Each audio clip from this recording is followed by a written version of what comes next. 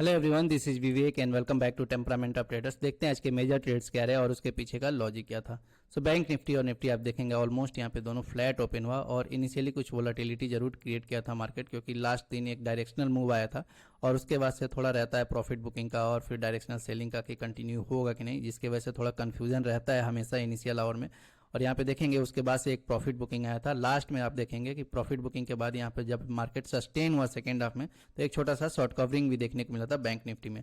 तो initial our में देखेंगे यहाँ पे निफ्टी में आप देखेंगे यहाँ पे बहुत ही अच्छा एक प्राइस एक्शन क्रिएट किया था और स्ट्रेंथ भी दिखाया था पुट साइड। यहाँ पे हमें लगा कि यहाँ पे फर्दर हो सकता है कि डायरेक्शन में कंटिन्यू हो निफ्टी।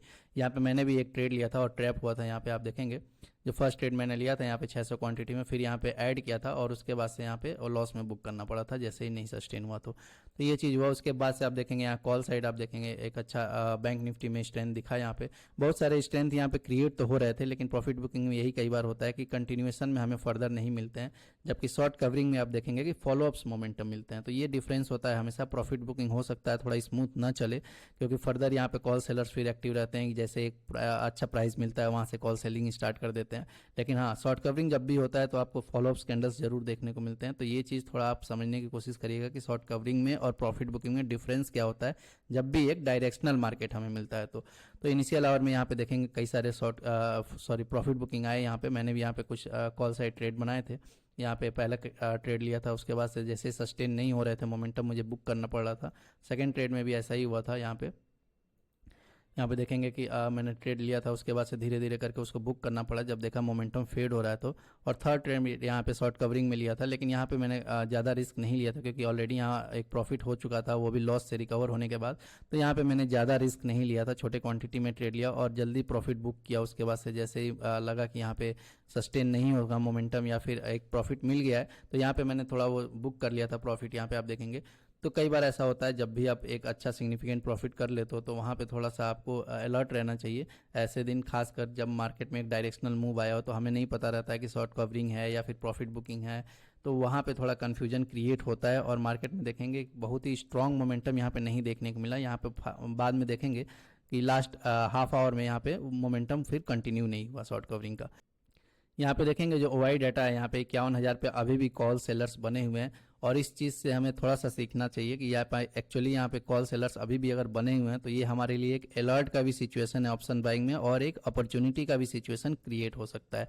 डिपेंड करता है कि मार्केट नेक्स्ट डे कहाँ पे ओपन होता है और कैसे इनिशियली प्रोसीड करता है। यहाँ पे देखेंगे 3 तारीख के मार्केट में भी एग्जैक्टली यहाँ पे आपको मैं दिखाऊं तो यही हुआ था।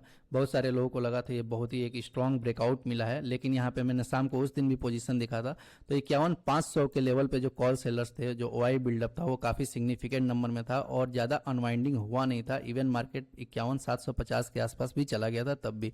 तो ये चीज से थोड़ा सा अलर्ट रहना चाहिए कि मार्केट में अगर कोई बड़े प्लेयर्स फंडामेंटल एनालिसिस के या फिर किसी और बेसिस पे अगर अपना पोजीशन अनवाइंड नहीं किए हैं तो थोड़ा सा हमें अलर्ट रहना चाहिए। हो सकता है नेक्स्ट दिन हमें वैसा सिग्निफिकेंट मूव फिर देखने को ना मिले, लेकिन यहाँ पे हो सकता है कि अगर फ्लैट ओपन होता है यहाँ पे मार्केट और यहाँ इनिशियली कुछ स्ट्रेंथ दिखा था, देन वहाँ पे इनको अगर अपना एसएल बुक करना रहता तो हमें हो सकता था इनिशियल आवर में एक मोमेंटम देखने को मिलता। लेकिन यहाँ पे देखेंगे नेक्स्ट डे एक बड़ा सा गैप डाउन ओपन हुआ मार्केट और उसके बाद से यहाँ पे सस्टेन नहीं हुआ था मार्केट कॉल साइड यहाँ पे, इसीलिए यहाँ पे और एग्रेसिव कॉल सेलिंग स्टार्ट हो गया था। तो ये चीज़ थोड़ा समझने का कोशिश करना चाहिए कि मार्केट में जैसे ही पोजीशन बिल्ड होता है और जो इंपॉर्टेंट लेवल्स हैं उसमें क्या रिलेशन है साइकोलॉजिकली। अगर ये चीज़ आप थोड़ा थोड़ा अगर एनालिसिस करेंगे तो आपको धीरे धीरे समझ में आएगा कैसे इंपॉर्टेंट लेवल क्रिएट होते रहते हैं मार्केट में और जो ओवाई डाटा है वो हमें क्या बता रहा है वो चीज़ हमें देखने को मिलता है। सिमिलरली अगर आज के दिन भी देखेंगे यहाँ पे तो 51,000 के लेवल पे अभी भी कॉल सेलर्स बने हुए हैं। अगर हो सकता है मार्केट यहाँ पे फ्लैट ओपन हो या फिर छोटा अगर गैप अप ओपन होता है, देन वहाँ पे हो सकता है अगर इनिशियल स्ट्रेंथ हमें मिले मार्केट में तो इनको अपना एसएल बुक करना पड़ेगा और इनिशियल आवर में ही एक ऑप्शन बाइंग में अच्छा मोमेंटम देखने को मिल सकता है। लेकिन अगर मार्केट यहाँ पे स्ट्रेंथ नहीं शो किया या फिर किसी वजह से यहाँ पे गैप डाउन ओपन हुआ, देन यहाँ पे हो सकता है और एग्रेसिव कॉल सेलिंग यहाँ पे होने लगे और यहाँ पे जो एग्जिस्टिंग कॉल सेलर्स हैं वो फिर आराम से फिर उनको अपना कोई एडजस्टमेंट का जरूरत नहीं है। तो यहाँ पे फिर हमें वो चीज़ अलर्ट रहने की जरूरत है। हमें ऐसा नहीं है कि 51,000 का लेवल क्रॉस कर गया है तो नेक्स्ट दिन आते ही हम यहाँ पे तुरंत कॉल साइड ट्रेड ले लें। डिपेंड करता है कि ओआई कैसे बिल्ड हो रहा है और नेक्स्ट दिन मार्केट कैसे स्ट्रेंथ शो करता है, वो हमें प्रेडिक्ट नहीं करना, वो सामने से दिखेगा। लेकिन अगर ओआई डाटा को और इंपॉर्टेंट लेवल्स को अगर आप कंबाइन करके अगर आप एनालिसिस करते रहेंगे तो ज़रूर आपको एक आइडिया मिलेगा, साइकोलॉजिकली आपको समझने को मिलेगा कि ऑप्शन बायर्स और ऑप्शन सेलर्स कैसे एक्ट कर रहे हैं और कहाँ पे पोजीशन बिल्ड कर रहे हैं, क्या इंपॉर्टेंट लेवल हो सकते हैं मार्केट के। तो इस चीज़ को मैं हमेशा बोलता हूँ कि थोड़ा सा ओवाई डाटा को आप कंसिडर किया करिए और देखा करिए कि इंपॉर्टेंट लेवल्स पे कैसे बिहेव हो रहे हैं, राउंड नंबर पे कैसे ओवाई बिल्ड हो रहे हैं। इस चीज़ से आपको काफ़ी हेल्प मिलने वाला है। तो आज के दिन देखेंगे जो 3 महीने मेजर ट्रेड लिया यहाँ पे अप्रॉक्सीमेटली 40,000 के आसपास प्रॉफिट हुआ।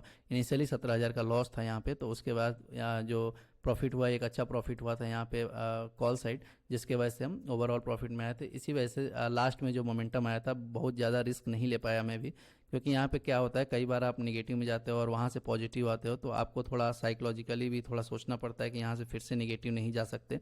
तो कई बार उसमें आप ज़्यादा एडिशनल रिस्क लेने का नहीं सोचते हो, और इसी वजह से आज यहाँ पे देखेंगे लास्ट आवर में जो मोमेंटम आया था यहाँ पे मैंने एडिशनल ज़्यादा रिस्क नहीं लिया था और छोटा सा एक प्रॉफिट जो मिला था तो वो बुक कर लिया था। तो इसी तरह मार्केट में आप एनालिसिस करते रहिए, अभी देखते रहिए मार्केट में कंप्लीट। यहाँ से देखेंगे कि कल मार्केट अप्रॉक्सीमेटली 1000 पॉइंट यहाँ से नीचे आया था और आज देखेंगे 700-800 पॉइंट यहाँ से फिर से रिकवर कर गया। मैं इसीलिए बोलता हूँ कि मार्केट में कुछ भी सर्टेन नहीं होता है। आप बहुत सारे लोगों का एनालिसिस वीडियोस देखते होंगे, वहाँ पे आपको लगेगा कि हाँ अभी बहुत बड़ा करेक्शन आने वाला है या फिर प्रॉफिट बुकिंग आने वाला है, मार्केट में हो सकता है क्रैश हो जाए मार्केट, ऐसा आपको देखने को मिलेगा। लेकिन ब्लाइंडली आप उनके कहने से या फिर किसी के भी एनालिसिस से ट्रेड मत लिया करिए, थोड़ा सा अपना एनालिसिस करिए और जो सामने से हो रहा है बस उसको फॉलो करिए। ऑप्शन बाइंग में हमें ज़्यादा प्रेडिक्शन की ज़रूरत नहीं पड़ती है, क्योंकि हमें लॉन्ग टर्म्स में बहुत ज़्यादा देर तक ट्रेड्स नहीं लेने रहते हैं। ऑप्शन बाइंग में हमें 5 मिनट 10 मिनट ऐसे अगर मोमेंटम हमें क्रिएट होते हैं, वहाँ हमें अपॉर्चुनिटी का फ़ायदा उठाना होता है। तो उसके लिए हमें बहुत दूर तक प्रेडिक्ट करने की ज़रूरत नहीं है। मार्केट में जैसा दिखेगा, जैसा बिहेव करेगा मार्केट, हमें अकॉर्डिंगली ही एक्ट करना चाहिए। अगर मार्केट यहाँ रिवर्सल्स दिखा रहे थे, प्रॉफिट बुकिंग दिखा रहा था, तो यहाँ पे हमें पुट साइड ज़्यादा फिर अटेम्प्ट करने की ज़रूरत नहीं थी और उसके बाद से हम कॉल साइड ही अपॉर्चुनिटीज़ देखते रहे पूरे दिन। ऐसे ही अगर देखेंगे कल भी अगर स्ट्रेंथ दिखाएगा तो कॉल साइड अपॉर्चुनिटी देखेंगे, अदरवाइज हो सकता है अगर गैप डाउन ओपन हो जाए तो एक साइडवेज मार्केट भी देखने को मिल सकता है। तो ये चीज़ के लिए हम रेडी रहेंगे, क्योंकि मार्केट में आप देखेंगे कि एक रेंज क्रिएट हो चुका है यहाँ पे, और अगर स्ट्रांगली अगर मार्केट बिहेव करता है यहाँ से ऊपर जाता है तो बहुत सारे अभी भी सेलर्स होंगे जो ट्रैप होंगे यहाँ पे, और हो सकता है कॉल साइड हमें अच्छा मोमेंटम भी देखने को मिले।